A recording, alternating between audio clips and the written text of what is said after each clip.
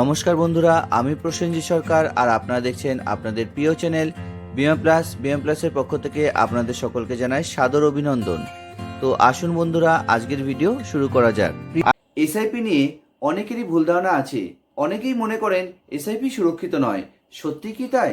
এসআইপির পুরো কথার অর্থ হলো সিস্টেমেটিক ইনভেস্টমেন্ট প্ল্যান, মিউচুয়াল ফান্ডে বিনিয়োগ করার সবথেকে সহজ পদ্ধতি। অনেক সময় বিনিয়োগের জন্য হাতে মোটা টাকা থাকে না, তখন এসআইপি ভরসা। কারণ এসআইপি মিনিমাম 500 টাকা থেকে শুরু করে ম্যাক্সিমাম অ্যামাউন্টের করা যেতে পারে। তবে মনে রাখবেন, এসআইপি হলো একটি পদ্ধতি যা মিউচুয়াল ফান্ডে আপনার অর্থকে বিনিয়োগের মাধ্যমে অর্থ বৃদ্ধির জন্য করা হয়ে থাকে। বাজারে ভিন্ন ধরনের টাকা জমানোর ব্যবস্থা আছে, তবে আপনি যদি একটু রিস্ক নিতে পারেন তবে সময়ের সাথে সাথে আপনার অর্থের বৃদ্ধি হতে পারে। তবে এই রিস্ক কতটা এবং কিভাবে নেওয়া যেতে পারে আমাদের আজকে সম্পূর্ণ ভিডিওটি দেখলে আপনি জানতে পারবেন। মিউচুয়াল ফান্ডের সঙ্গে এসআইপি সেট আপ করে দিলে অ্যাকাউন্ট থেকে প্রত্যেক মাসে নির্দিষ্ট পরিমাণ অর্থ ডেবিট হয়ে যায়, ফলত বিনিয়োগে চলতে থাকে, মূলধনও বাড়তে থাকে। তবে এসআইপি নিয়ে অনেক ভুল ধারণা আছে। অনেকেই মনে করেন এসআইপি সুরক্ষিত নয়। সত্যি কি তাই? একদম না। মিউচুয়াল ফান্ডে বিনিয়োগ করার সবথেকে সুরক্ষিত পদ্ধতি হলো এসআইপি। বাজারের অবস্থার উপর নির্ভর করে মিউচুয়াল ফান্ডে একসঙ্গে মোটা টাকা বিনিয়োগ করা যায়, কিন্তু বাজার পড়লে তা লোকসান হয়ে দাঁড়ায়। আসলে মিউচুয়াল ফান্ডে বিনিয়োগের ক্ষেত্রে বাজারের অবস্থা সম্পর্কে জ্ঞান থাকা প্রয়োজন, আর একেই বলে টাইমিং দ্য মার্কেট।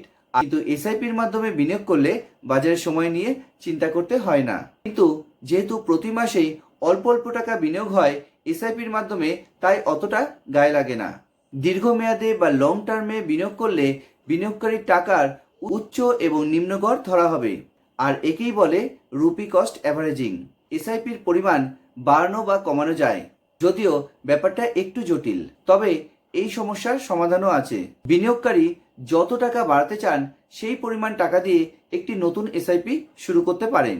ধরা যাক কেউ যদি প্রতি মাসে 5,000 টাকার এসআইপি করেছেন, তবে তিনি সেটা 2,000 বা 3,000 বাড়িয়ে অর্থাৎ 7,000 বা 8,000ও করতে পারেন। এখন তাকে ওই মিউচুয়াল ফান্ডেই আবার 2,000 বা 3,000 টাকার একটি নতুন এসআইপি করতে হবে। তবে অনেক ফান্ড আছে বিভিন্ন কারণে নতুন এসআইপি নেওয়া বন্ধ করে দেয়, আর তেমনটা হলে ওই ফান্ডে টাকার পরিমাণ বাড়ানো যাবে না। তবে সমাধানও আছে।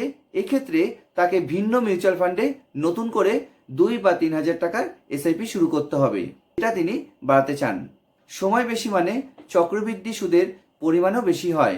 তাছাড়া দীর্ঘমেয়াদী বা লং টার্মে বিনিয়োগ করলে স্বল্পমেয়াদী বাজারের অস্থিরতার প্রভাব পড়তে পারে না, এটাও একটা ভালো দিক। তো বন্ধু, আজকের ভিডিওটি দেখে আপনার কি ধারণা হলো তা আমাকে কমেন্ট বক্সে জানাবেন। আর যদি আপনি এসআইপি সম্বন্ধে ইন্টারেস্টেড থাকেন, এসআইপি করতে চান, তবে ডেসক্রিপশন বক্সে আমাদের নাম্বার দেওয়া আছে, আপনি আমাদের সাথে যোগাযোগ করতে পারেন। আর আপনি কি মনে করেন, এসআইপি কি আপনার জন্য সঠিক হবে? যদি মনে করেন তবে অবশ্যই আমাকে কমেন্ট বক্সে জানাবেন। আর ভিডিওটি ভালো লাগলে অবশ্যই একটি লাইক করে আপনার বন্ধু ও প্রিয়জনদের সাথে শেয়ার করে দেবেন।